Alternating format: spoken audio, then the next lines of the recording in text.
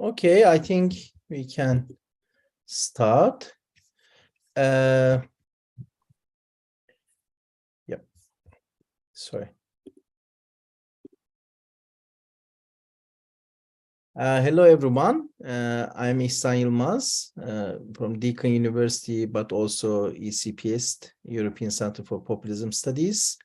And this is the last of our Sharp Power Talks or seminar series. Last week, we looked at Russia's influence operations and sharp power in the Balkans. And today, we will have a wider coverage. We will be looking at China's Belt and Road initiatives, soft power, sharp power, and actually there are not clear demarcations between these two, and also hard power. So there are some overlaps. So Professor İbrahim Öztürk will be looking at this dimension, and also we have İmdat Öner, who is an expert on Latin America. So he'll be looking at the Chinese sharp power operations on that part of the world. So in terms of geographical coverage, we will have a very rich empirical aspect in today's talk. And first we'll start with İbrahim Öztürk, but before starting, let me read his biography. It's normally a much longer one, but I'll just read a shorter version. İbrahim Öztürk, Professor İbrahim Öztürk, is a visiting fellow at the University of Duisburg-Essen since 2017. He's studying developmental, institutional, and international economics. His research focused on the Japanese, Turkish, and Chinese economies. Actually, I remember meeting him about 2 decades ago in Japan. He was working, he was also visiting scholar in Tokyo, working on Japanese economy. Currently, he's working on emerging hybrid governance models and the rise of populism in the emerging market economies.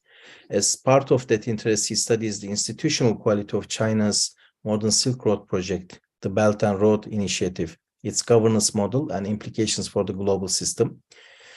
He also teaches courses on business and entrepreneurship in the emerging market economies, such as BRICS Mint countries. His PhD thesis is on the rise and decline of Japan's developmental institutions in the post-Second World War II era. He has worked at different public and private universities between 1992 and 2016 in Istanbul, Turkey. In 1998, he worked as a visiting fellow at Keio University in Tokyo. So more than 2 decades ago, about 24 years ago, I met him there. And again in 2003 at Tokyo University. He has also been a visiting fellow at Jethro Aiken at North American University in Houston, Texas, and in Duisburg, Germany at the University of Duisburg-Essen. He is one of the founders of the Istanbul Japan Research Association and the Asian Studies Center of Bosphorus University. He has served as a consultant to business associations and companies for many years. He has also been a columnist and TV commentator. His native language is Turkish. He's fluent in English, intermediate in German, and lower intermediate in Japanese. Over to you, Professor Öztürk. Thank you very much for having me here today. And also, I would like to appreciate your efforts in organizing those power politics of Russia and China. If you don't mind, I would like to share my screen with you. Can I do that? Yes, please.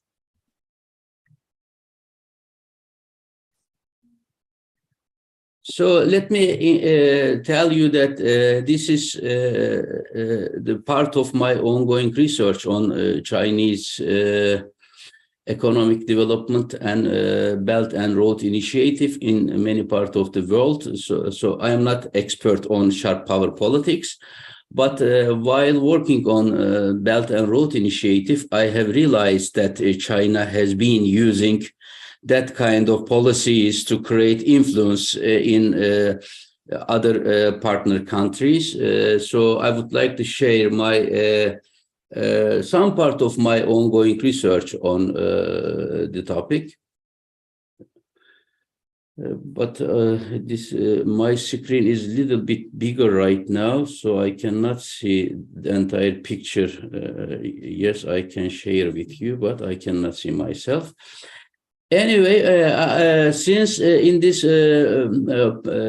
series of talk, many experts have already discussed the term sharp power politics from different perspectives. I'm not going to talk about that longer from the perspective of, let's say, theory, but just I would like to borrow some definition of sharp power so that I can utilize it in my presentation on China. So we I can't understand. see, Professor Öztürk, we can't see your PowerPoint right now. Can you stop sharing and share again? Okay. Maybe it may help. Right now you cannot see that, right? Yeah, which is normal because you stopped sharing. If you can share it again. Okay. Yes, now we can see it. Perfect. Good. Just I'm going to borrow some definitions of sharp power so that I can utilize it in my presentation on China. So my understanding of sharp power is that it is to get others to want you want indeed. So in order to convince others to do what you want, of course, authoritarian regimes use influence. Of course, especially in the case of China, authoritarian regimes, Chinese government takes advantage of the existing asymmetry between free Western world and unfree Chinese system to limit free expression and distort political environments in democracies. Simultaneously, they shield China, their countries from outside through censorship and manipulation and undermining the integrity of the independent institutions in their own countries. But when we focus on China from the viewpoint of sharp power, I would like to start with Deng Xiaoping, then move on Hu Jintao, and finally focus on Xi Jinping's policies. Then I will move on Belt and Road Initiative implementations, and I will conclude with a few remarks on the entire topic.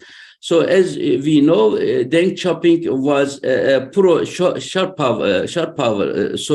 power politics, because he did not want China to take leadership anywhere in the world.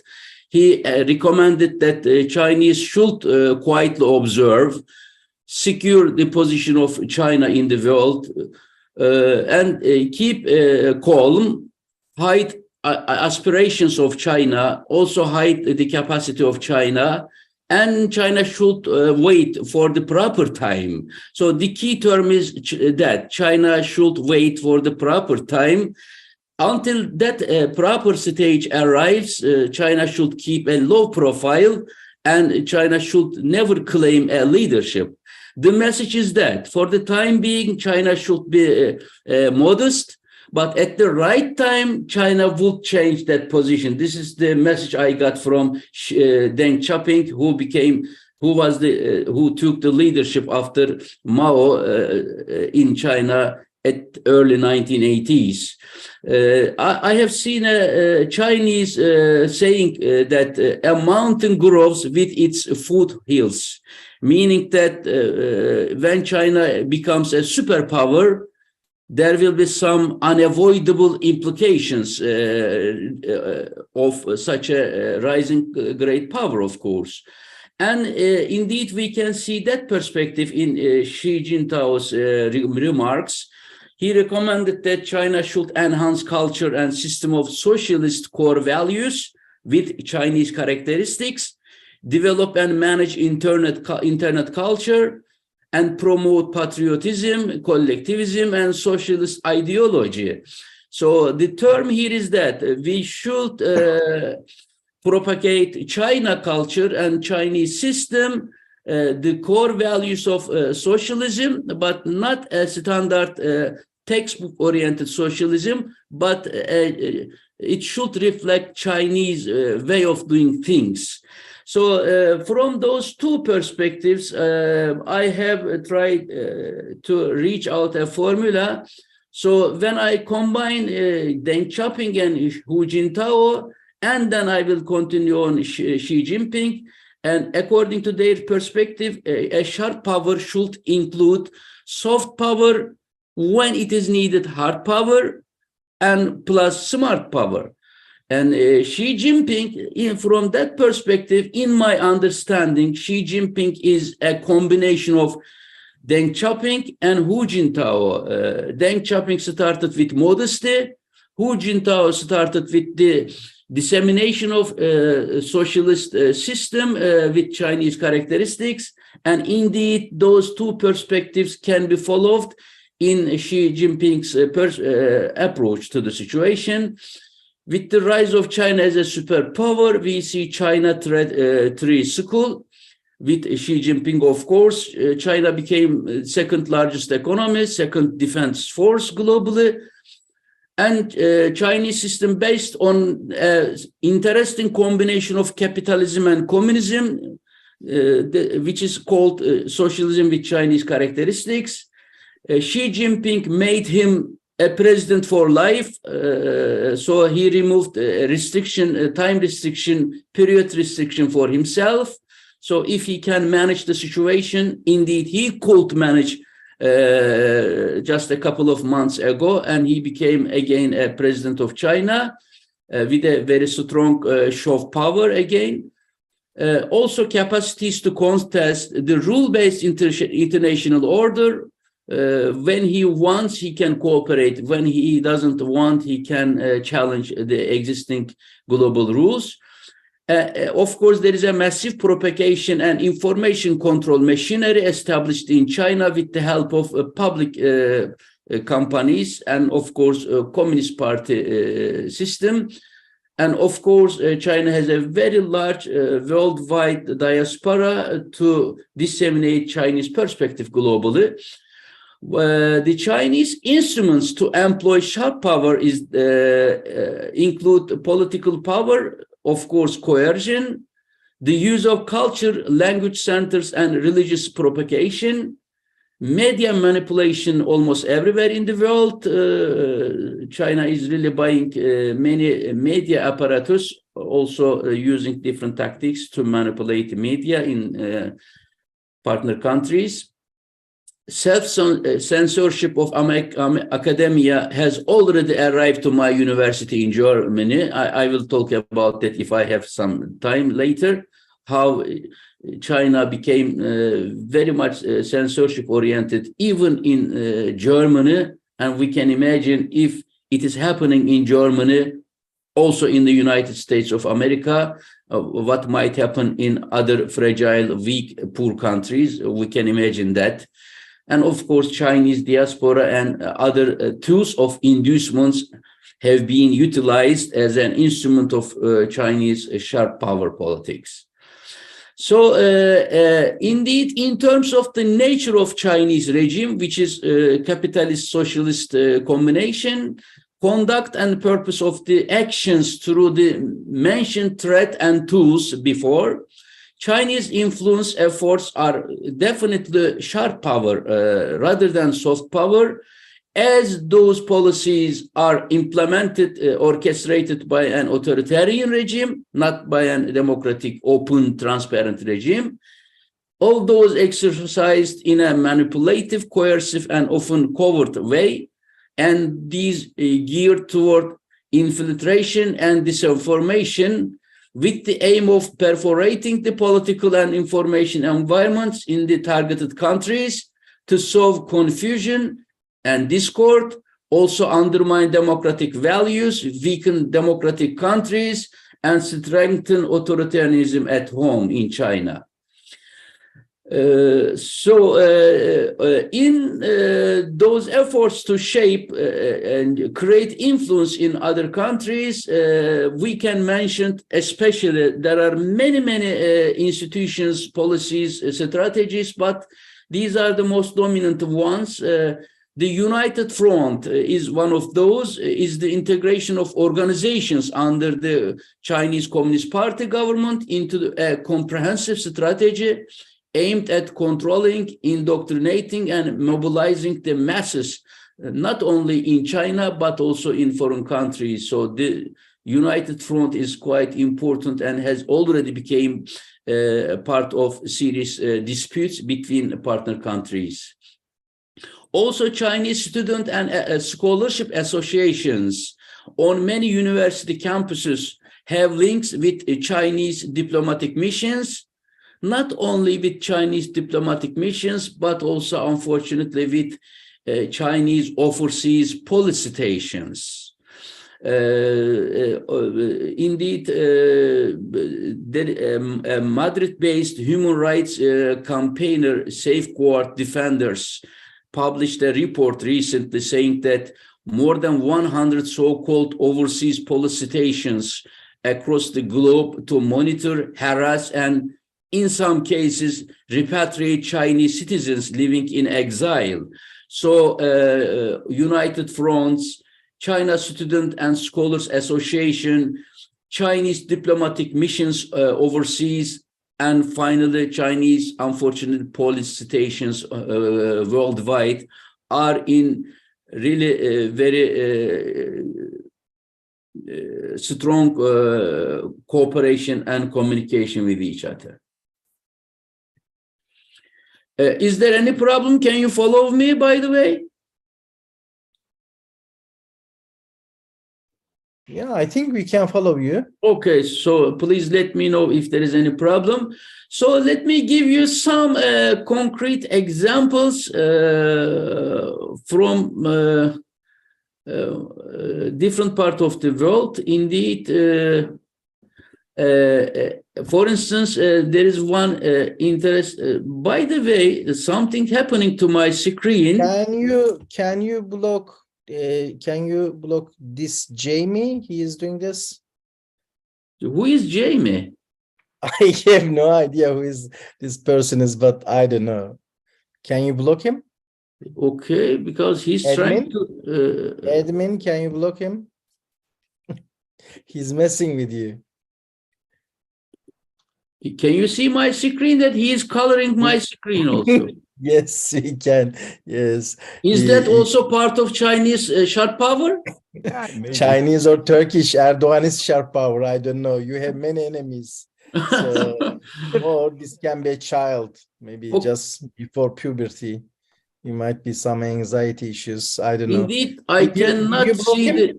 Sorry, I cannot see the list of participants. Our moderator, could you please stop that person? Did you block him? I cannot block him because I don't see. I'm not asking you. I blocked him. He's not here now. Oh, okay. So, let me restart my presentation again because it was blocked. Indeed. Yeah, sorry about that, but it's good. Part of fun. Anyway. Indeed, I am happy to see that because this is also part of China and Erdogan sharp power politics. So they are in action. We've seen it in action. Yes. Okay. Okay. So one bullying example is from the NBA in the United States over the Houston Rockets general manager's tweet criticizing Chinese pressure in Eastern Turkestan or Xinjiang region over Turkic and Muslim minorities there. Another very harsh pressure was created on Enes Freedom, another Turkish player of the NBA at that time. He also criticized Chinese government because of human rights abuses in many parts of China as well as in East Turkestan. And also another example from Mesut Özil, famous Turkish German football player with Turkish background, who was playing at Arsenal at that time. He criticized the Chinese human rights abuses in Hong Kong, and also China immediately reacted. And of course, you know how China is reacting in those kind of situation. China says that we are going to stop our sponsorship, advertisement supports to those countries. And China decided not to broadcast NBA basketball meetings in China. So this would mean a very big the financial loss for NBA. Unfortunately, you see, Enes Freedom is not a basketball player anymore in the United States. Mesut Özil is not at Arsenal anymore. And also, there are really a plethora of international business, from airlines to banks, for listing Taiwan as a country. So this is very important. China makes very big pressure on international brands, international air flight companies, to recognize Taiwan as a part of China, not as an independent country. If you do not openly declare it, all business relations would be immediately canceled. And it happened to also many other global companies. If you don't clearly underline that Taiwan belongs to China and it is not an independent country anymore. Also, the investment of Hong Kong-based Cathay Pacific Airlines, this became quite a popular issue recently. It was a wake-up call revealing the danger of international companies operating under Chinese supervision. Also, I remember one more case from Yahoo's activities in China. You might heard about that. Unfortunately, Yahoo started to share private data of Yahoo's customers with Chinese government. So this is, of course, against international rule, the basic principles of communication, of course. But under Chinese pressure, Yahoo shared those information. And finally, of course, Yahoo lost the ground to other competitor companies because of lack of reliability in terms of protecting privacy of people. And recently, I have seen another report from Australia. The report says that China used coercive tactics 152 times since 2010 against 27 individual countries, as well as the European Union. However, there has been a significant increase in instances where China has used these methods since 2018. Another, of course, important point of discussion is related with the expansion of Huawei in the form of China's long arm in many European countries. At the beginning, European countries allowed Huawei to establish fifth generation infrastructure investment of Europe. The process started initially in Germany. German government, Merkel government indeed, allowed Huawei to establish fifth generation infrastructure in Germany. After that, Italy became part of this initiative. But when Huawei's long-term oriented strategy to become part of Chinese sharp power politics, and it became very clear that Huawei might undermine security issues of Europe. Huawei was finally excluded from Europe, and of course from many other countries who pays attention on democracy and human rights. Of course, in this Chinese pressure in Hong Kong, in Uyghur internet camps, also Chinese recent COVID-19 policies to silence entire society have become important indicators of Chinese soft power. Australia and Turkey are two important case studies indeed, but I don't have time to focus on them so much.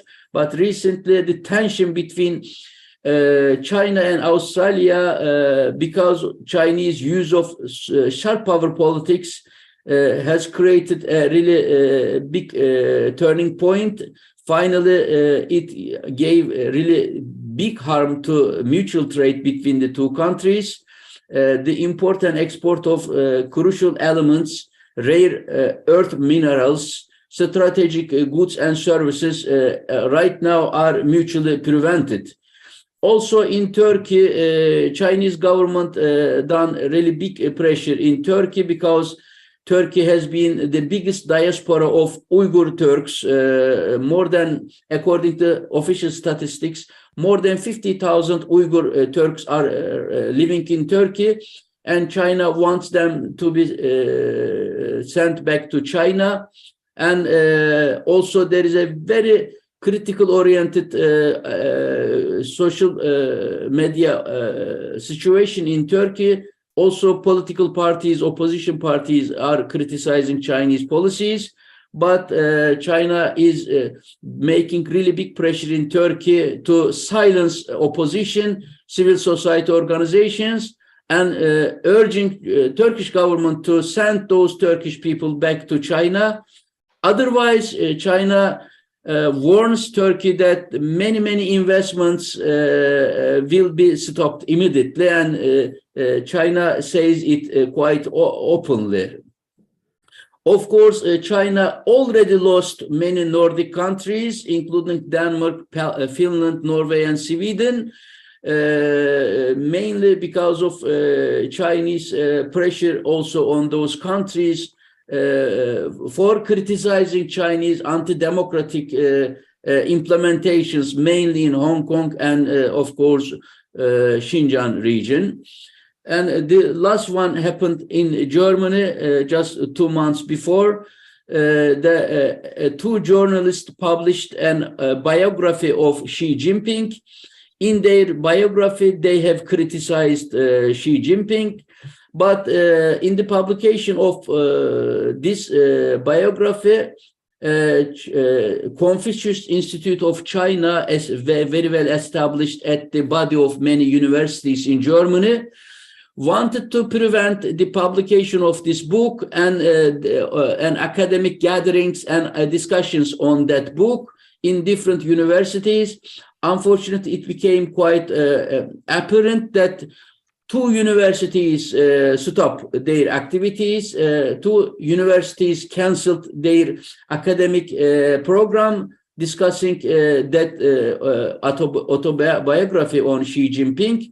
Finally, the issue came to my university because my university in Duisburg has the biggest East Asian Studies Institute throughout Germany, also in Europe. My university rejected to comply with Chinese arguments and decided to do such an academic activity and openly criticize China and Chinese government, Confucius Institutes. And after that, now in Germany, academic society is talking about the importance of academic independence, the independence of universities from the financial support of Confucius Institutes. So the same is happening nowadays in the United States as well. So let me skip some part of my presentation, and I would like to give some more time on the Belt and Road Initiative under Xi Jinping's strategies. As you know, the slogan of Belt and Road Initiative is one belt, many recipes, which means, yes, there are many models, many approaches. So China is not going to impose its own model of cooperation on the rest of the partners. And according to China, unlike the rule and contract-based Western order, Chinese indigenous offer evolves through Memorandum of Understanding for a win-win game along the Belt and Road Initiative. So as you see, Memorandum of Understanding is not a legal document. It is not a contract and rule-based document. It is something very flexible. So it evolves through unlimited bargaining process. But if you ask to Chinese side, there is nothing wrong with this memorandum of understanding, because there will be mutual consultation, joint construction, and shared benefits. And the community of shared destiny with harmonious society is important. The term harmonious society I find very dangerous, because it undermines the pluralism and different colors and perspectives globally. So harmonious society might be seen as sympathetic term at the beginning, but I find it very dangerous in the long term. Also, China talks about collaborative globalization, which is different from Western-oriented globalization. China respect for internal affairs and the regime type, and China respects sovereignty and equality according to the principles of the Belt and Road Initiative, as it is written in the textbook of Belt and Road Initiative. However, at the stage of implementation, we see a real phase of Belt and Road Initiative, which is related also with Chinese sharp power politics.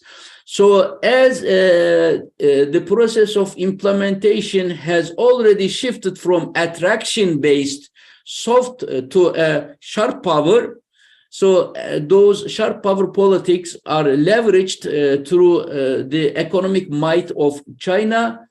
Those memorandum of understandings are improperly administered, and those caused concerns for a Trojan horse for China-led regional development. So in other words, through that non-clear memorandum of understandings, China has already infiltrated in many partner countries to create a national interest in those countries in favor of China against local, small, fragile, poor countries. Indeed, as a result of those improperly administered contracts, we faced with the problem of debt trap diplomacy in many countries. Sri Lanka has already bankrupted. Pakistan is at the brink of bankruptcy because of huge infrastructure investment from China, but the contract of those infrastructure investments are not clear, and they are bringing more and more financial burden on Pakistan. I can say that at the beginning, Chinese contracts along the Belt and Road Initiative are cheaper, but at the end of the process, they become really very, very expensive. Therefore, many countries focus on initial stage of those memorandum of understandings, but at the end of the process, they have to pay the cost. Also, there is a military expansion of China thanks to massive debt created in many countries. Also, huge infrastructure investment in poor African countries, also other countries in different continents. In return, China asked for military base, for instance, in Djibouti. So that means Chinese sharp power and Belt and Road Initiative are serving Chinese military expansion as well. Of course, there are Beijing-controlled institutions and transfer of, finally, strategic national assets to China. It happened in Pakistan. Pakistan transferred a very important national port to China because Pakistan failed to pay financial services. Also, Sri Lanka transferred an important national port to China for 100 years. So cheap, the so-called cheap Belt and Road Initiative projects are resulting in the transfer of strategic Gwadar port or other ports in the world to China, unfortunately. So the problem is that... Can you wrap up in 3 minutes, please? Yes, yes. The problem is that Chinese projects are very much complicated. Those projects concentrate in extraction, construction, transportation, and energy. So since they are very big scale, very complicated, without concrete contract, and since in these projects, global companies, multinational companies with transparency are not included, so those big projects are quite non-transparent, but authoritarian local governments are taking advantage of this perspective to get financial concessions from China and strengthen their authoritarian governments indeed. Therefore, Chinese perspective is good for authoritarian regimes, populist regimes, but those projects are bad for citizens, global stability, financial contagion, as in Sri Lanka and Pakistan. And of course, it is opening way to political repression, migration, and climate change. So there are some important statistics underlining how Belt and Road Initiative implemented in the field. But I would say that almost 25% of Chinese projects are not open to corporate social responsibility measures or controls. Chinese companies, mainly state-owned companies, are controlling these projects, but Chinese companies do not disclose corporate social responsibilities indeed. And also almost 89% of those projects are funded by China, but China does not allow local participation as well as participation from other multilateral companies. Therefore, China is funding and China is implementing, the real advantage of those projects does not go to local governments as well as other global companies, but only to China. So my conclusion might be that in order to counterbalance Chinese sharp power, democratic countries need to work together to raise awareness within their entire societies. They should avoid economic over-reliance on China, which is happening in many countries, formulate plans to fight disinformation and malign manipulation, also reaffirm democratic values and enhance their soft power efforts at home and abroad. Of course, there are many policy takeaways from the implementations of the Belt and Road Initiative, but let me stop at this stage. And if there are some more questions, maybe I will find chance to return back to those presentations once again. Thank you very much. Yes, thank you. Thank you, Professor Öztürk. Yes, we can go back to some of these points in the Q&A session so that you can have an opportunity to expand on this. That would be nice. Now we'll move on to our second presenter, İmdat Öner, who is a former Turkish diplomat who recently served as deputy of head of mission and political officer at the Turkish embassy in Caracas, Venezuela.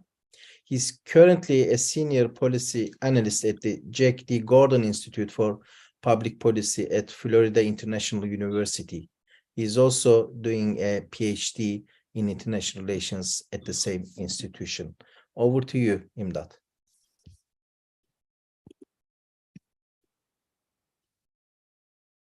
Thank you so much, first of all, for this invitation and kind introduction.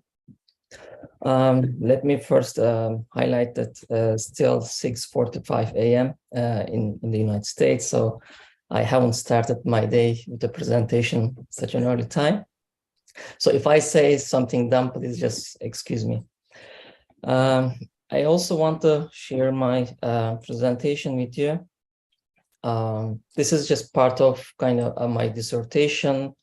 I know it might be boring with some segments, but I just want to highlight more the findings of the research that might be more enjoying. Let me share my screen.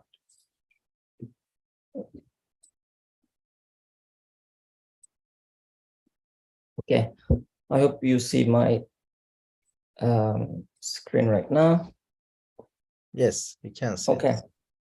So this research or dissertation is kind of at the intersection of sharp power, disinformation, and strategic narrative. It focuses on Latin America because we have seen an increasing competition and rivalry between the major powers, United States, China, and Russia in this region. The importance of this region is significantly increasing in the realm of geopolitical competition. I don't want to just bore you with some nuances on my research, but how I came up with this research topic is because Latin America, the discussion in the great power competition mostly revolve around the material powers or material competition, which represent the military competition, economic competition, or investment competition. We see a different kind of the rivalries between these powers, but in the literature we don't see that much focus on non-material assets or the field, especially in terms of this sharp power issues, and one of them is media. Since we all know that this increasing importance of the discourse narrative in international politics, the media competition or narrative competition in Latin America also becomes more relevant in today's politics. But in the literature, this side of competition is missing, although we see the media competition through the international broadcasting in Southeast Asia, in the Middle East, or in Europe, even in the United States after 2016 elections. We don't have that much research in Latin America. So I decided to focus on this area, how this great powers use their international broadcasting to voice their narratives, to voice their discourse, and kind of shape the minds and hearts of the people. First of all, the main thing, how we are evaluating this great power competition. And for that, I decided to analyze the official statement of the United States, because it is the existing hegemon in this region, and it's getting directly affected by the growing footprint of China and Russia in the region. So the United States start to show reaction, the rising kind of footprint of Russia and China in Latin America, and used more kind of an aggressive language in its official statement, starting from 2016. And of course, the rise of Trump in 2017 further complicated this scenario, and we see kind of more chaotic and disruptive narrative environment. And then, as we all know, this the famous quote of Joseph Nye, whose story wins rather than those whose army wins, right now is the kind of more centerpiece of international politics. So how you shape the people's mind and perception, then you kind of win the game. And also, we see a significant role of the antagonistic narrative in the media outlets in all around the world, not just used as a soft power or public diplomacy or just promote yourself, but also to undermine the other's core interest and influence.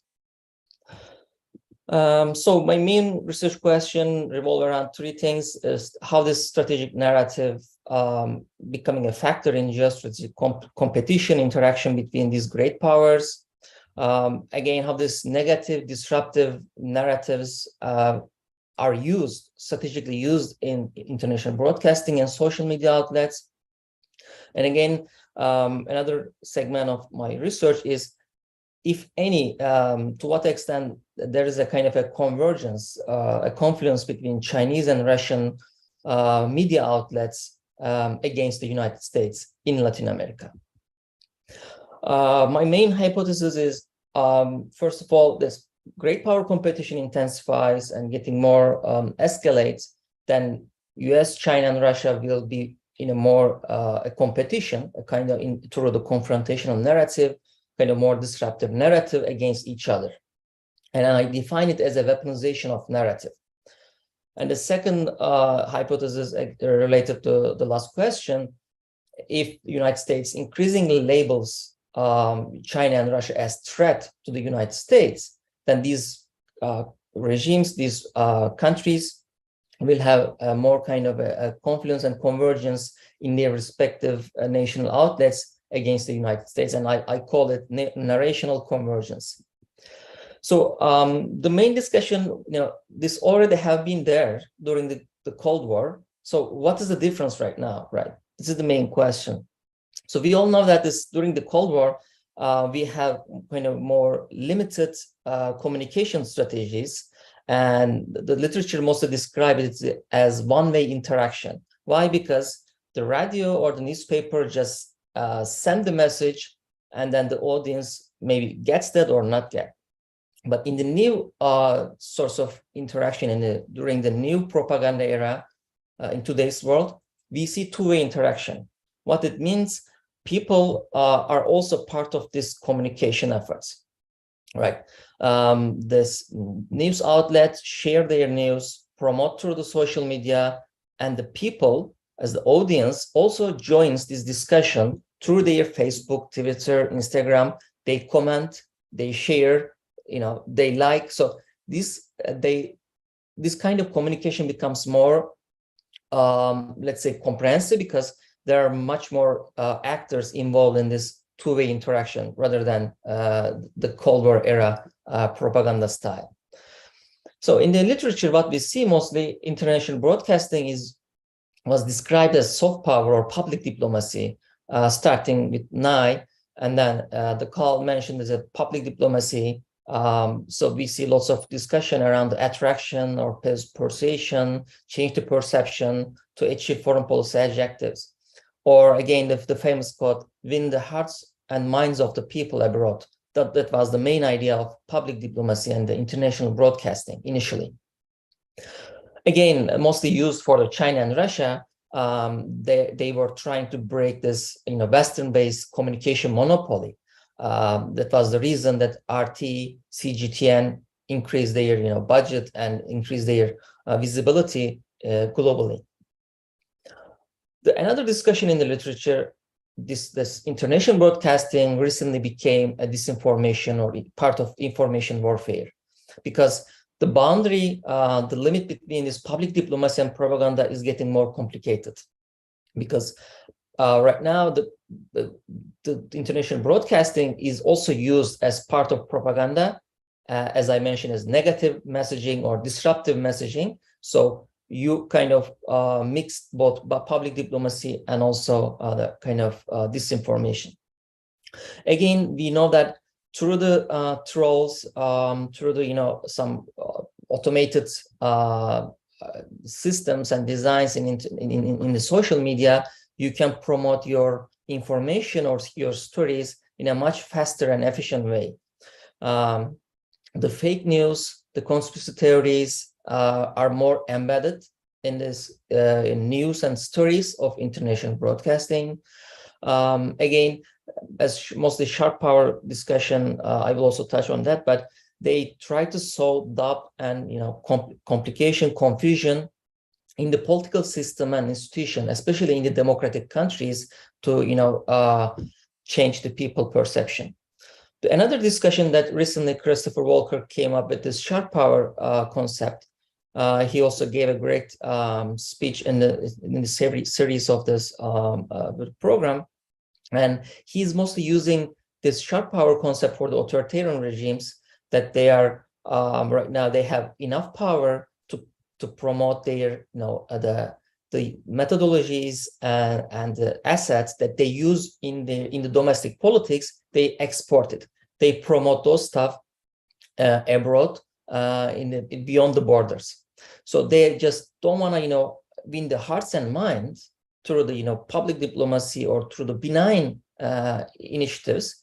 They want to disrupt the system, because they want to give this message: if I am telling lie, you are also telling lie. So there is no reality, there is no any monopoly of a kind of fact in the media ecosystem. So they just want to disrupt this media ecosystem. And again, he mentioned that this eventually erodes democracy and democratic process at host countries. But one of the main the criticism of this sharp power is this is heavily focusing on autocratic versus democratic states. But now in this international politics, that the great power competition escalates, we need to just maybe put aside this autocratic versus democratic states and focus more on the strategic assets, strategic use of international broadcasting internationally. That's why I decided to use strategic narrative.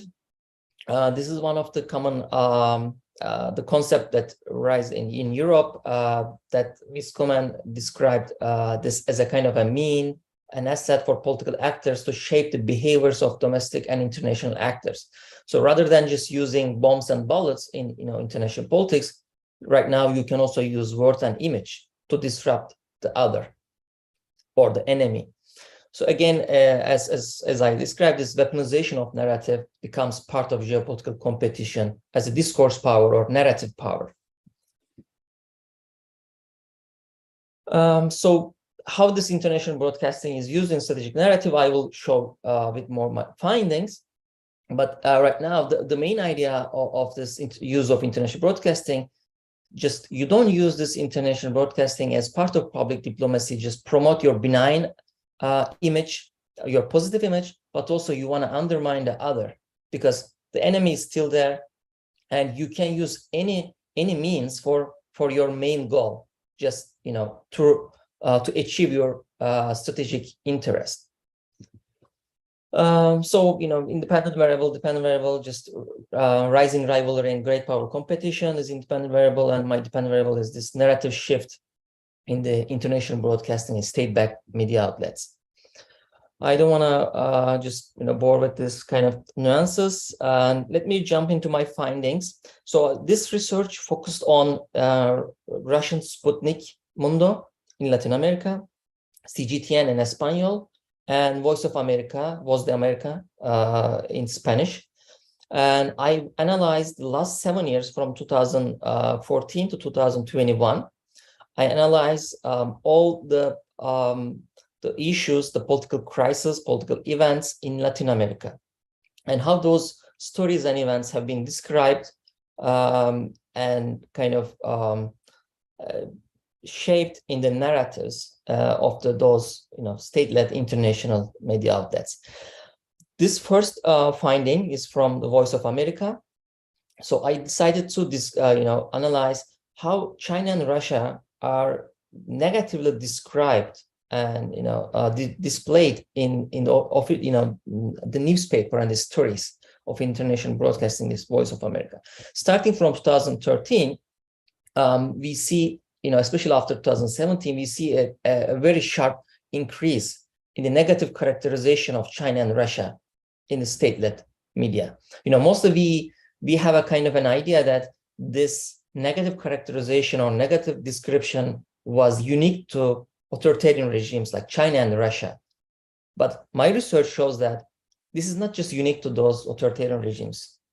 I think this is the game, the nature of the game, the international politics, right? So if you have a strategic interest, strategic calculations, so you can use any means, and international broadcasting and media became a new tool in a toolbox that you can use to achieve your, the political objectives. So China and Russia are getting increasingly described as negative countries, negative powers in Latin America context. So the main overarching narratives as percentage of stories, mostly corruption and lack of transparency. Actually, Professor Öztürk also mentioned in his research that the corruption, lack of transparency was associated with Russia and China, and Voice of America significantly used this concept that how Russia and Chinese practices in Latin America are corrupted or lack of transparency. Again, we see lots of affiliation with China and Russia in terms of this disinformation and using fake news in their media or social media, supporting authoritarian regimes in Latin America, Venezuela, Nicaragua, Cuba, and also recently the weaponization of COVID-19 is one of the topics that Voice of America increasingly use after 2020. I provided some sample from the rubric that I use. These are some samples that how this Russia and China are described with different kind of adjectives and pronouns in the stories. And mostly, as you will see, Russian engagement with Venezuela or the Chinese investment and other sorts of engagement with the region is more deterioration in the governance, using the fake news or even the local voice that Venezuelan opposition criticized the Russian military aspect in Latin America. So we see an increasingly description of both China and Russia in this region. The next one is about the Russia, how Russia Sputnik Mundo use negative stories about the United States. So normally, maybe I need to also give this description that why I haven't used the China in the negative stories in the Sputnik Mundo, because I will leave it to the last chapter that I will focus on Russian-Chinese convergence, because I haven't seen any single one negative news about China in Sputnik Mundo. Whereas the Sputnik Mundo is increasingly using this, as you will see this trend, the negative message becoming a main trend, even though they keep this, public diplomacy, the positive messaging about Russia is, used, but the negative message is much more prevalent in the statement or in the stories of Sputnik Mundo. Here again, the overarching narratives. The first thing, as a rising power, Russia wants to promote its own benign image in Latin America as a great and growing capacity to solve the problems, not just in Latin America, but also worldwide. So tries to promote the Russian position in the region. And also, again, Russia is a reliable, benign partner of Latin America. It's not something that United States, use in its official or state-led media. Again, when we look at the state, Russian Sputnik's negative messaging, we see four overarching narratives. United States is an interventionist and oppressive actor in Latin America. US influence is weakening in Latin America while China and Russia are rising. United States is bad and Russia is a benign actor in the region, and the US weaponized the COVID-19. Again, you will see some sample, mention increasing, how United States is using military assets and, military aggressiveness in Latin America. In each political crisis, starting with Brazil, Bolivia, Venezuela, United States is behind all these political crises. The United States is behind the coup. And also United States is sending its own, military mercenaries to Latin America to disrupt and to undermine those countries and to interfere those countries. Here you will see, of course, when you look at the Voice of America versus Sputnik Mundo, there are kind of some more manipulated and blended with the conspiracy theories in Sputnik Mundo, whereas in Voice of America, even though using more disruptive and narrative language, we don't see that much conspiracy theories. It's really hard to understand which one is a conspiracy theory and which one is a real news. It's not easy to go into the root of those news to understand and analyze them, but from at least the tone of the speech and tone of the narrative, it gives us some clue that how those narratives are conspiracy related, or how those news have some root causes. And then again, it continues after the Trump came to power. We see more increasing usage of negative description, using again the sanctions against Venezuela. The Trump administration wants to invade Venezuela. Concerns, increasing over the U.S. militarization in Latin America. Again, using Nicaragua, Venezuela, Afghanistan, the private wars of U.S. through CIA. So you see kind of more, this conspiracy theories in the Sputnik Mundo coverage.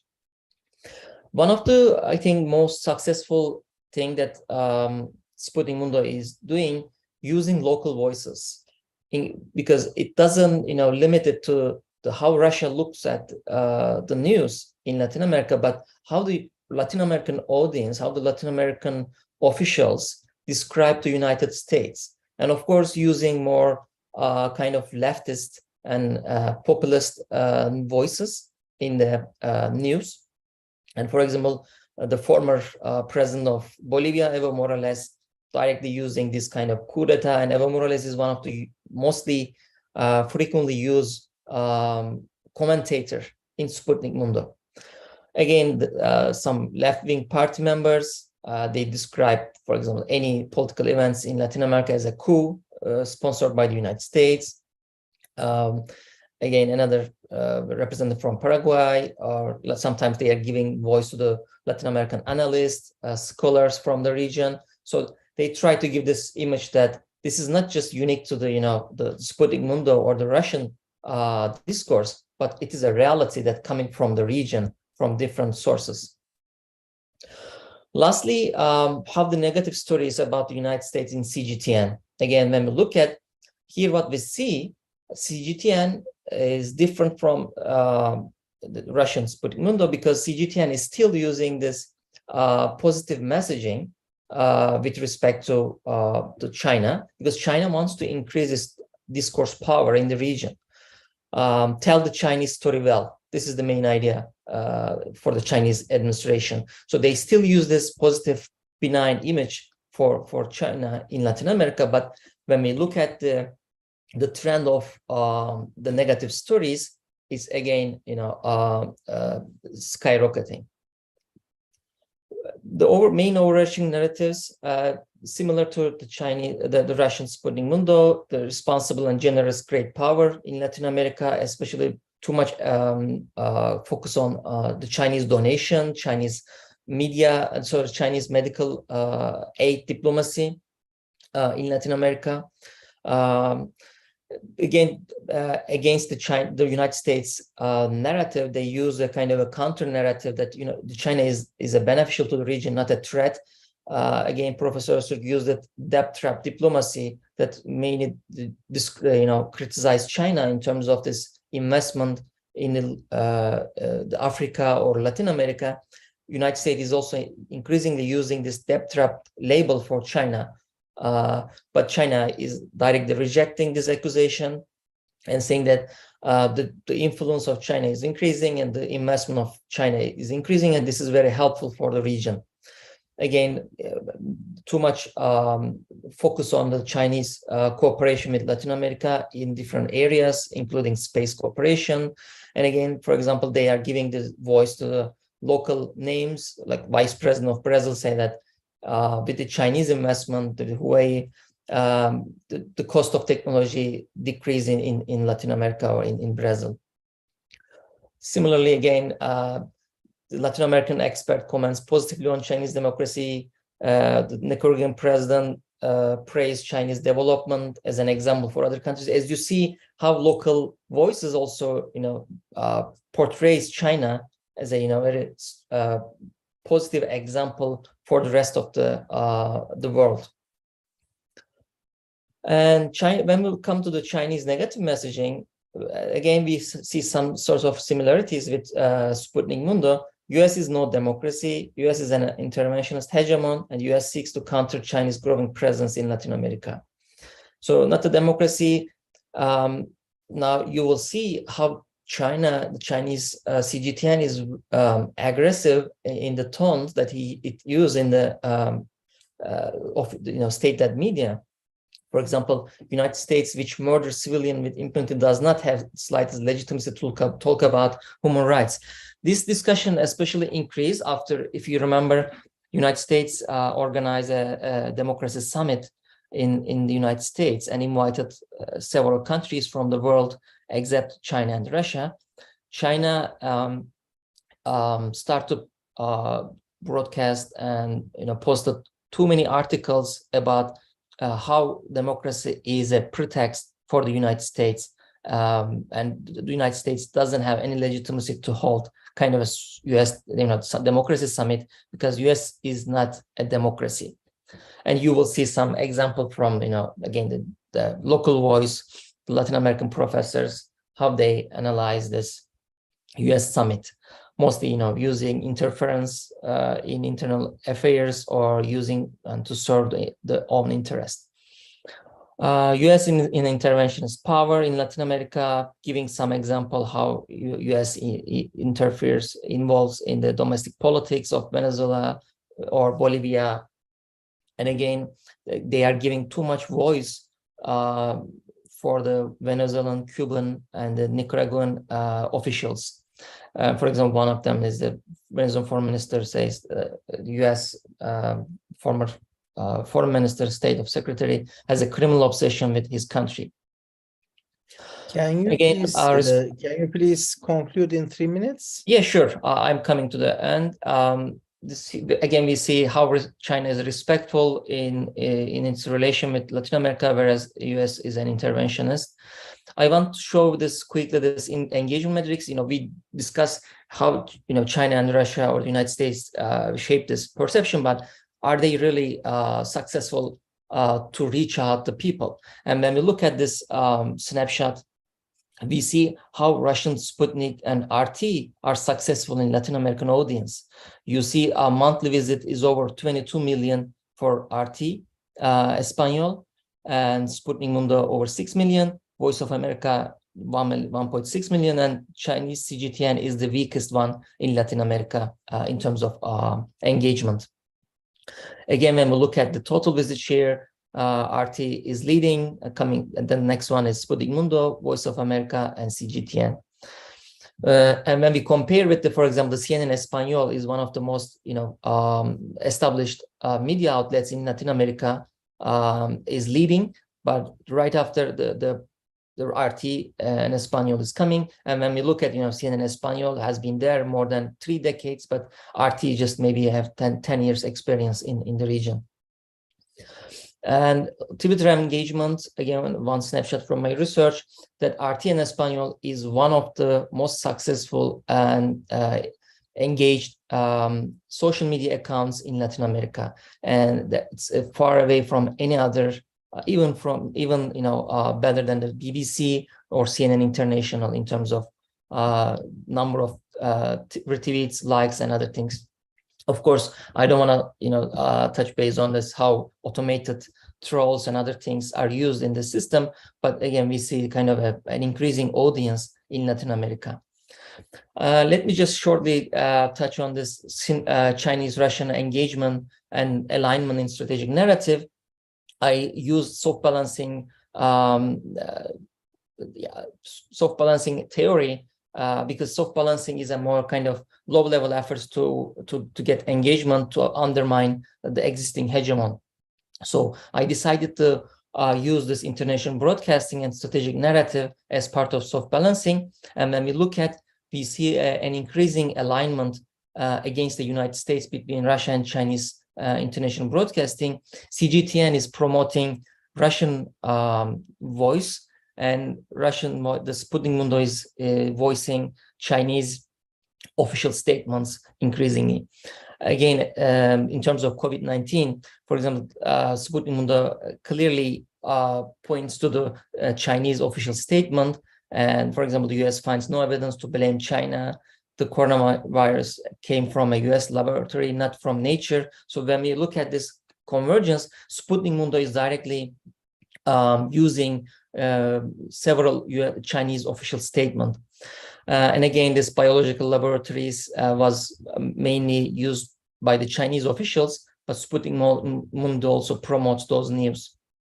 And similarly, how Russian officials use this biological labs, or in the Ukrainian crisis, we see how Chinese CGTN is using them in its state-led media. Again, the sanctions, they get more alignment.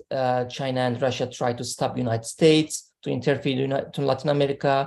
China and Russia are the protector of Latin American countries, especially poor countries or weak countries.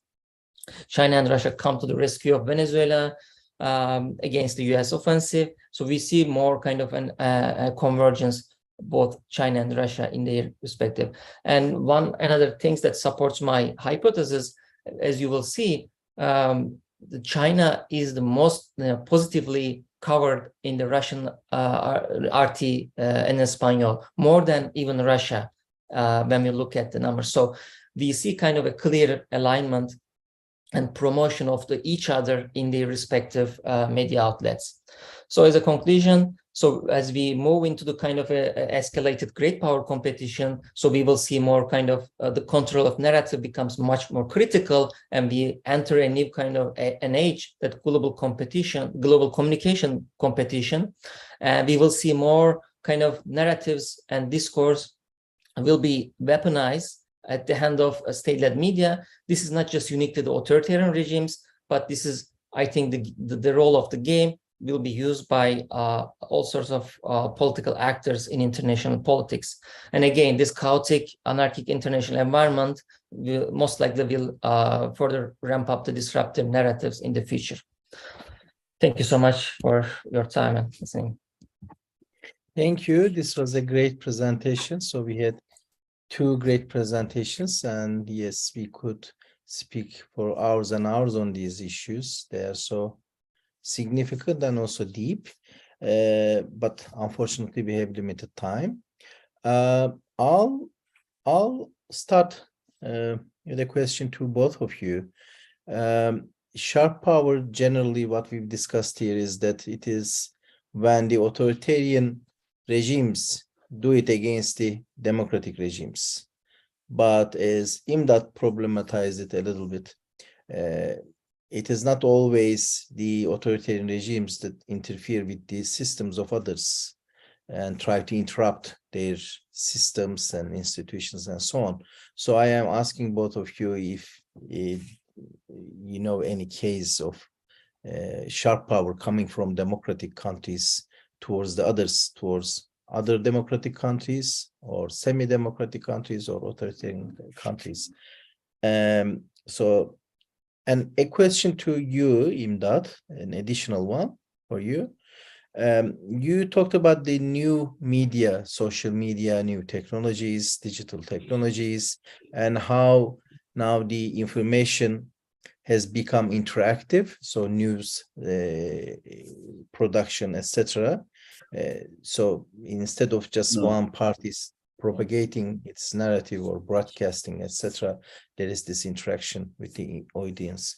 What sort of challenges and opportunities this new situation pose for both states, democratic or otherwise, authoritarian, but also civilians, activists, civil society institutions, and so on, and opposition?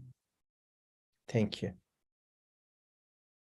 Ibrahim Bey, we can start with you, and then Imdat can take over. We can't hear you. You are muted. Sorry, Professor Yilmaz, your question is a little bit beyond my presentation, I guess, maybe much more related to Mr. Öner's presentation. What is the direct relevance to my topic of interest? Would you please clarify that issue more? Because you covered a lot of issues that what China has been doing, and maybe you can compare some of these things also have been done by democratic countries as well. So you can make a comparison. Yes, of course. Really, it was an issue that I have also been thinking about, that the similar strategies, economic policies, media coverage has already been done by the United States in the rest of the world as well. Why we do not criticize, let's say, the United States from the same perspective? All rising superpowers are trying to create influence in the rest of the world, but we are not criticizing the way Western countries are doing all those things. I think the dividing point is that China is not doing all those things through let's say, enthusiasm, positive motivation, through different tools of attraction, but China is using coercion, China using manipulation, China undermining institutions, organizations. This is indirectly abuse of sovereignty and independence as well. For instance, have you ever seen any academic gathering in any countries which is criticizing the United States, and you have seen a direct involvement from the US side to stop it? You see, this is the part of our daily language. Everywhere, every day, almost everywhere, we are criticizing the United States of America. We can say that America is an exploitive power, America invading many countries, and all those arguments are, people are free to do all those arguments, even in the United States, without any pressure. Any academicians in any US universities can criticize American perspective in the rest of the world. People are free to do that. But I gave you that interesting example from Germany. Even a very simple criticism of Xi Jinping in his autobiography, and the reaction from the Japanese consulate, from the Confucius Institute of China in Germany, that Xi Jinping is not a kind of person that can be criticized. He is not a normal politician. He is somehow God-given man. So you see, so the perspectives are completely different. You remember when we were young, we were all watching American films. They were very popular, but there was no enforcement for that, right? Because American movies positively motivated us. We were voluntarily following those TV movies. Also, we are drinking Coca-Cola everywhere in the world. Even in the least developed part of our countries, you can find Coca-Cola. But American companies are not making pressure on us to drink Coca-Cola. But in the case of China, for instance, an opposition party in Turkey criticized Chinese government of conducting many undemocratic pressures in Xinjiang region. As a reaction to a legal opposition party in Turkey, a reaction came from Chinese embassy in Turkey that party should be silenced immediately, otherwise we are going to stop many investments in Turkey. So therefore, Chinese policies are not related to mutual relationship, sovereignty, independence. They are not respecting those values indeed. So there is really direct or indirect violence, coercion, manipulation in the case of China. That is why these are completely different issues, I believe. Okay, thank you, Imdat. To some extent, I really agree with what Professor Öztürk mentioned, but I want to focus more on one point, that how China and Russia export their own authoritarian model to the rest of the world. We also see a kind of increasing trend in the world, that rise of far right movements, rise of populist leaders. Especially when I was doing this research, I came across a couple of news, especially during the Trump administration, that Trump administration heavily criticized Voice of America not to be Voice of America, and try to manipulate the directory of Voice of America, try to change the leadership and make it more voice of his own maybe media outlet. But this source of engagement that we see in China and Russia might be replicated in other parts of the world in today's politics, because we are not more in a kind of democracy is the best model. There are lots of criticism. So most of the opposition members right now criticizing democracy and this liberal ideas. So that's why I think we are in the face of a challenge that eventually this authoritarian model, or kind of semi-liberal or non-liberal practices, will be rising in Europe and in the United States. So that is the main challenge. And I think the social media and the media is one of the main part, as for example, Trump, strategically used this media for his own benefit. And most likely we will see this kind of domestic practices in international politics as well, because the states describe this as a strategic interest. And if it is a strategic interest, if it is related to security, so then that can be used. This kind of manipulation in the language can be used, in the media can be used for my own benefits. So this is a kind of a rising phenomenon. And how we can stop this, or what is the role of civil societies, or especially the tech corporate companies, right? After this Russian-Ukrainian war, what we see, Europe took a proactive step and stopped RT and Sputnik in Europe, and they couldn't broadcast anymore. And now same discussion happens in the United States. Some US congressmen urged, for example, Twitter, Meta, Instagram, other social media to stop Sputnik Mundo and RTN Español in Latin America, because US is also saying that they are disrupting the democratic order, democratic design in these countries. And now also the Sputnik Mundo and RT are broadcasting in the United States, and also changing, and we see kind of more engagement with these media outlets. Right now, the United States, the audience also getting more inclined to watch Sputnik Mundo, the RT or Sputnik News. So this shows that the societies are transforming. The leaders, the opposition, or the political system is getting more non-democratic. So I think the more challenge face us. That's why I think my research is more relevant for the policy makers, that how the role of the game is changing, and the civil societies or the corporate companies should kind of mitigate this rising trend. Okay, thank you, Fan. Thanks, Isham, and thanks to our two speakers. So really appreciate the informative discussion. So I think when we apply the idea or theoretical framework, China's influence as our starting point or as our theoretical framework, and I know that it's kind of theoretical framework like China's influence has been significantly popular among right-wing conservative political think tanks, for example, ASB, because that suits their own conventional narrative. So to some extent, we in the West, we otherize those countries and people coming from the country.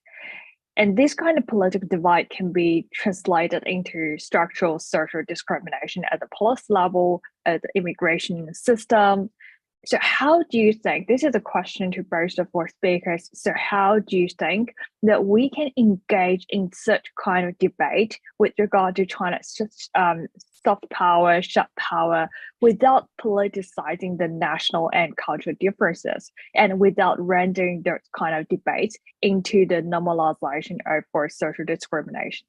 Thanks.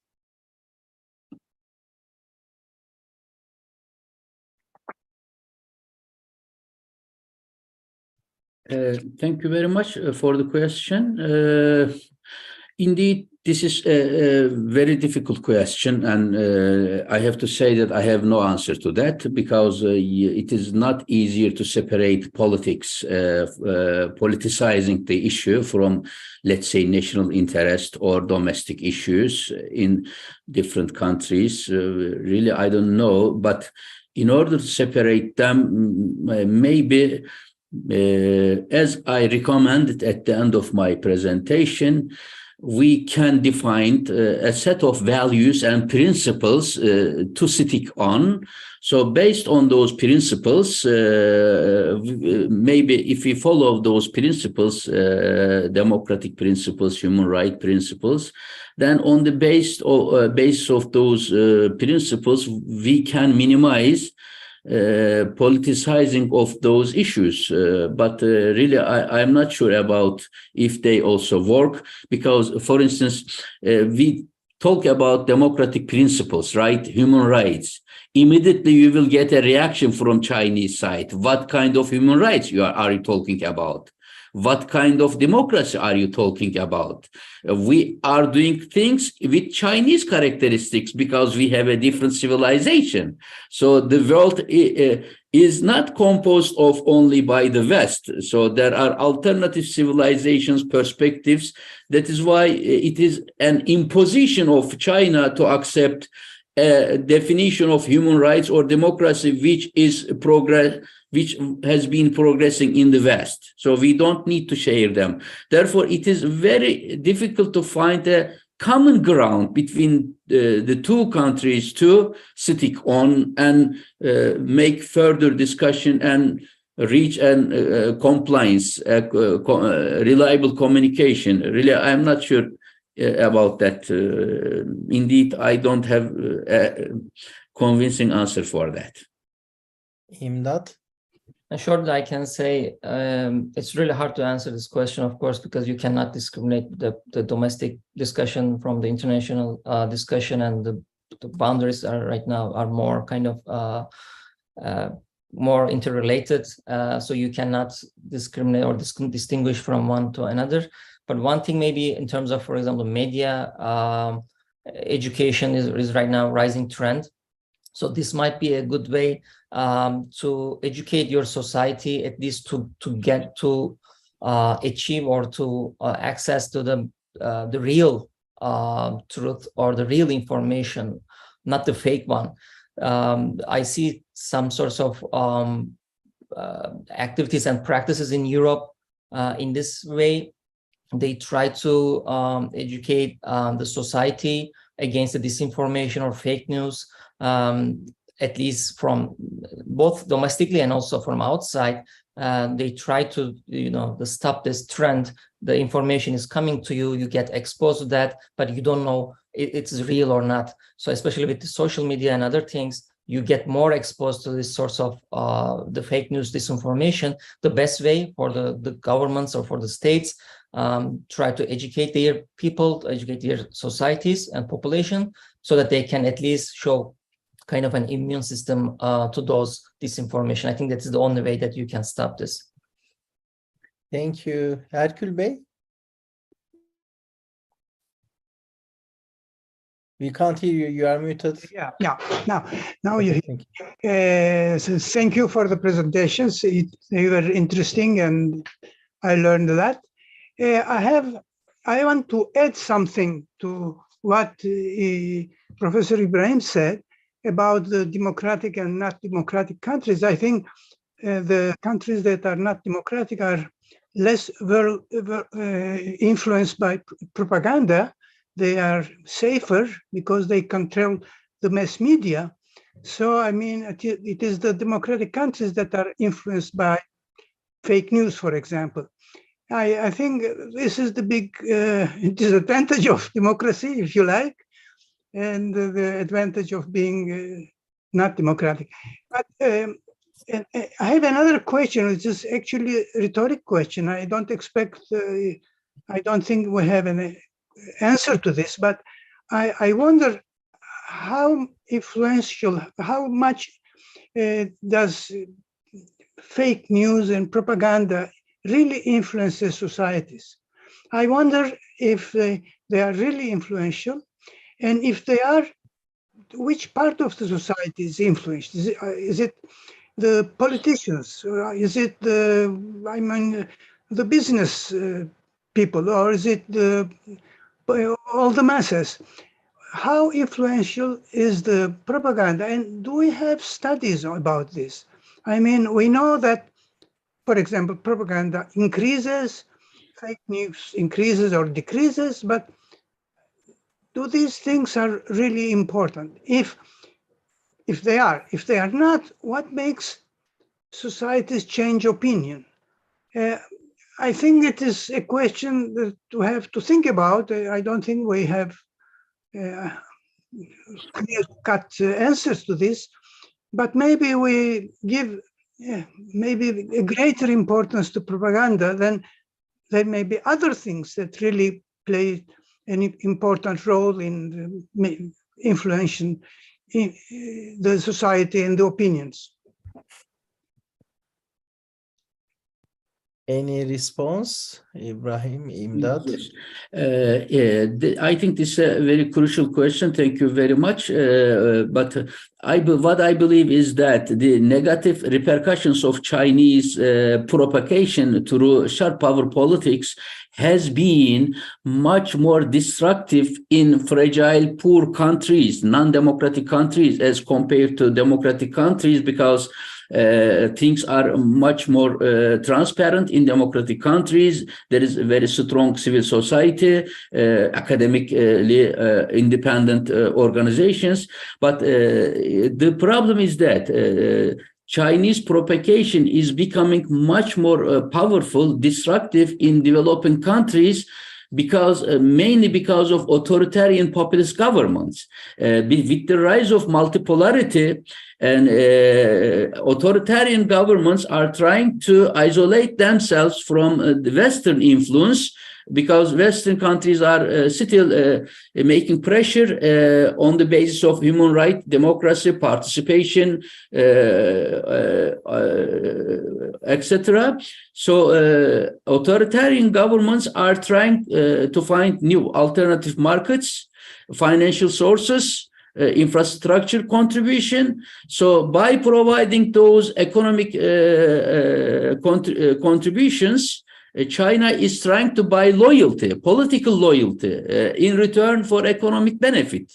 In that regard, it depends on the supply and demand conditions of those propagation through sharp power politics. What I'm trying to say is that in authoritarian countries, mainly with, through the authoritarian governments, there is really big demand for sharp power politics to be used for domestic politics. In that regard, it is becoming much more destructive and effective in developing countries. Nowadays in Turkey, let's say, people believe that Erdogan regime needs hard currency, but it is not coming from the Western countries through foreign direct investment or long-term oriented credits. So that is needed. But the propagation is that Western countries are trying to prevent the rise of Turkey. Western countries are preventing Turkey to become powerful again. But what an interesting is that China wants Turkey to become very powerful. And China helps Turkey. So this is a domestically produced infrastructure, environment, circumstances, which is attracting Chinese sharp power politics in Turkey. at the end of the analysis, I share your perspective. If there is no abuse of domestic situation by authoritarian politicians, governments, Chinese propagation may not be so much influential. Thank you. Imdat, any response? Yeah, regarding the second part, I can mention now, is there any research, analyzing the audience is impacted by those, fake news or disinformation? There are several research, but there is no any unique response.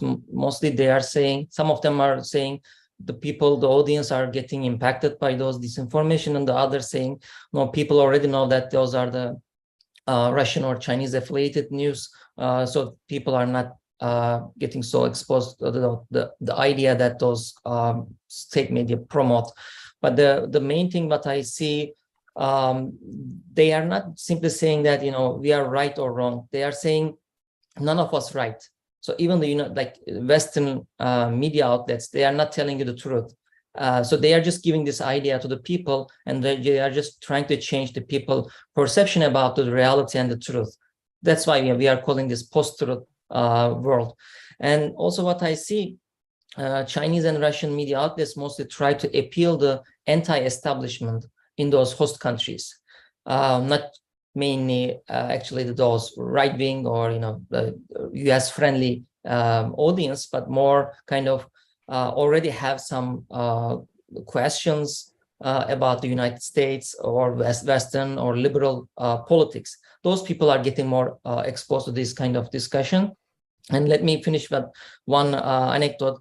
I met with a Cuban guy in Miami, in Florida, and he was talking, when I said him, I'm from Turkey, he started to talk about Erdogan, how he's strong, how he's powerful. He praised Erdogan. And I was so surprised, you are a Cuban. How did you get this information that Erdogan is strong, Erdogan is a powerful leader?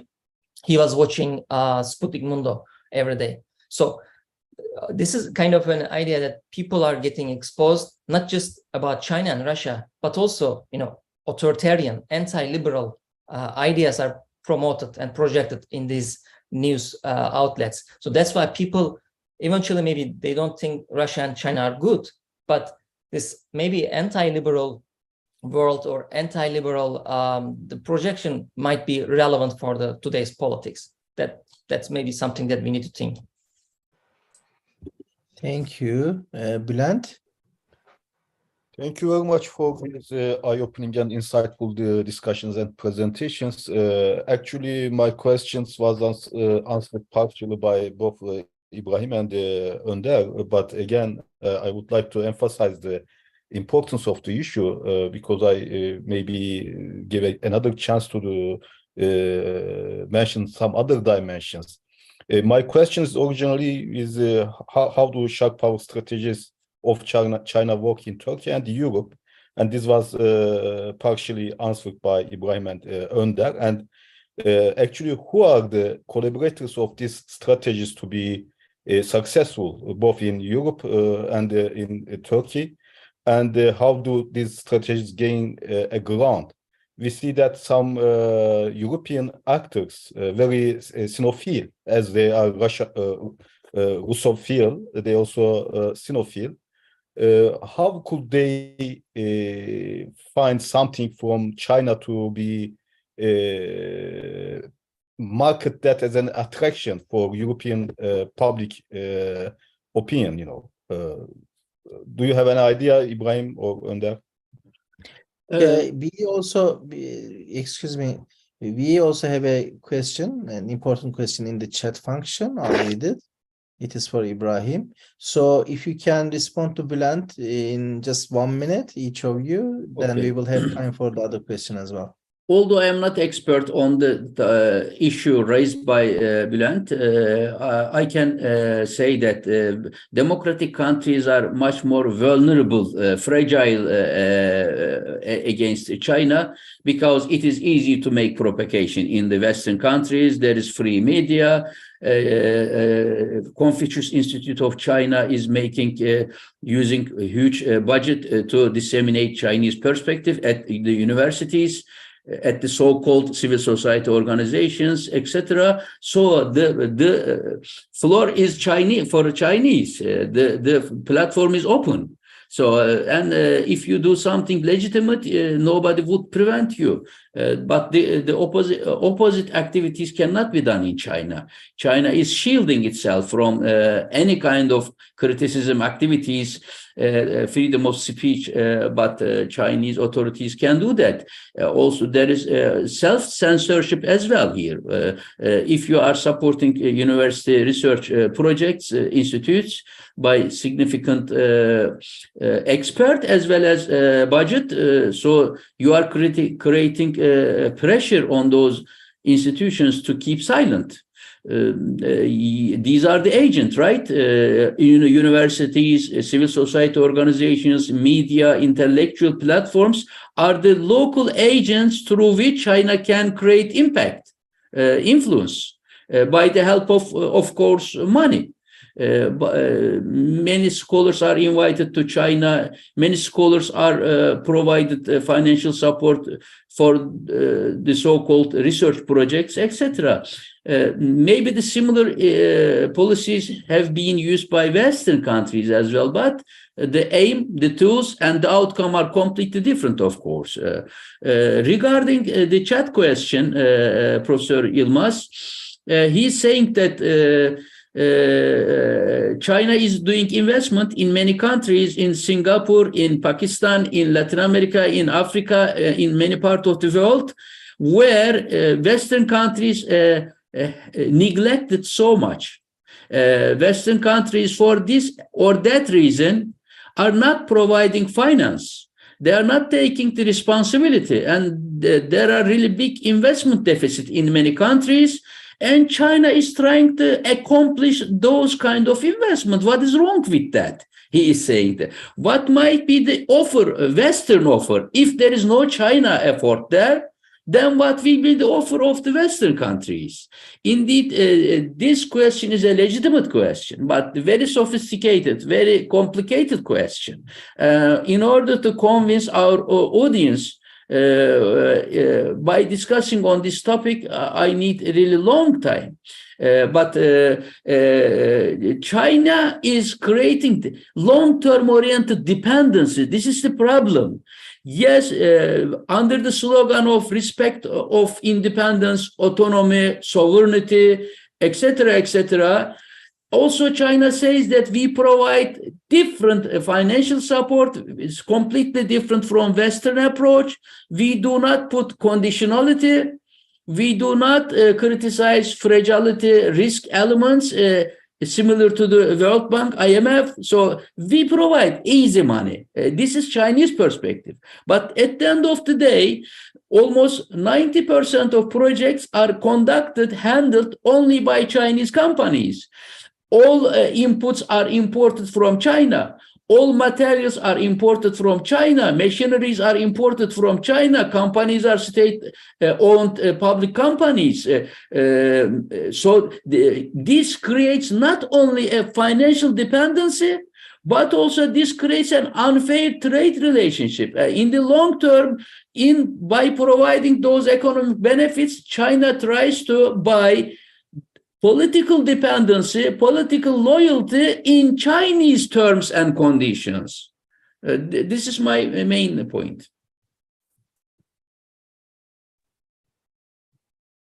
Not any response to Bülent's answer question? the question of Dr. Kenesh. So the point that I see from the Chinese and Russian, especially the Chinese, both in Africa and Latin America, how they infiltrate and collaborate, or who are helping those. I think the main idea for the Chinese is just money buys everything. So they just promote their messaging, their narratives through buying newspaper, not just buying, but maybe paying them to publish their stories. What I've seen, several African, mostly read newspapers, again, same in Latin America, they are getting paid by China just to give some, voice to their messaging or their stories. So rather than those newspaper getting from the Associated Press or Reuters, they are getting the news from China. So in that way, in any African audience or Latin American audience read the stories or message from the China's perspective rather than the US or the Western perspective. So I think that's the one way that they significantly use. And I think similar things happen in terms of those institutions under the universities or under the civil societies. Thank you. Thank you very much. This was Professor a very- Yilmaz, let me give you one funny, interesting anecdote from an African country, Kenya. Okay. So, as you know, China has established a really big infrastructure investment in railway investment, combining capital of Kenya to Mogadishu, two distant cities together, which is very much important for transportation, as there is a big port in Mogadishu. So this is a very expensive, very big size investment. So this is an ongoing project with a huge finance from China, which is constructed by Chinese companies, of course. So Kenya started to import some kind of fish from China, which is abundant in China, but Kenyan people are very much interested in that fish. They like to eat that kind of fish. I don't remember its name. But it was understood after a while that because of import of this fish from China with huge quantities, a local community which are dealing fishing, very poor local community, they are trying to cultivate that fish. They went bankrupt within a short period of time. A big number of people remain unemployed. The entire fish industry collapsed in such a poor community.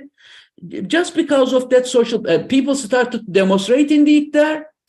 Because they are helpless, unemployed, and that small, pretty poor industry has already disappeared. And as a reaction to that, Kenyan government put a restriction on the import of fish from China, just in that kind of fish, not every kind of fish.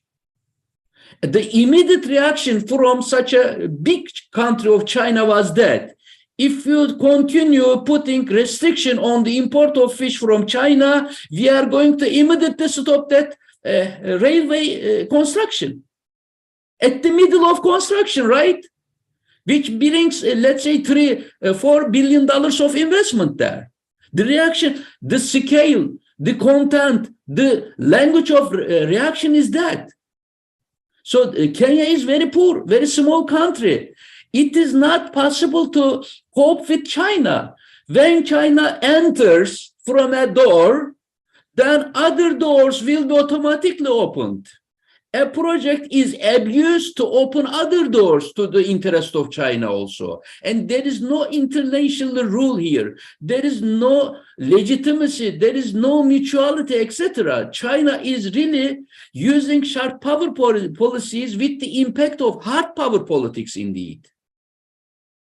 Thank you. Thank you very much. Thank you for this. Thank you, everyone. This was the last of our Sharp Power Marathon. 6 weeks. We covered a lot of ground.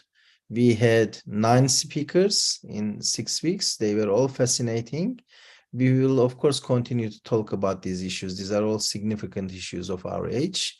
And we are planning to publish in one format or another these talks very soon as an ECPS publication, and also these talks will be available on our ECPS's YouTube channel. Thank you very much. Take care.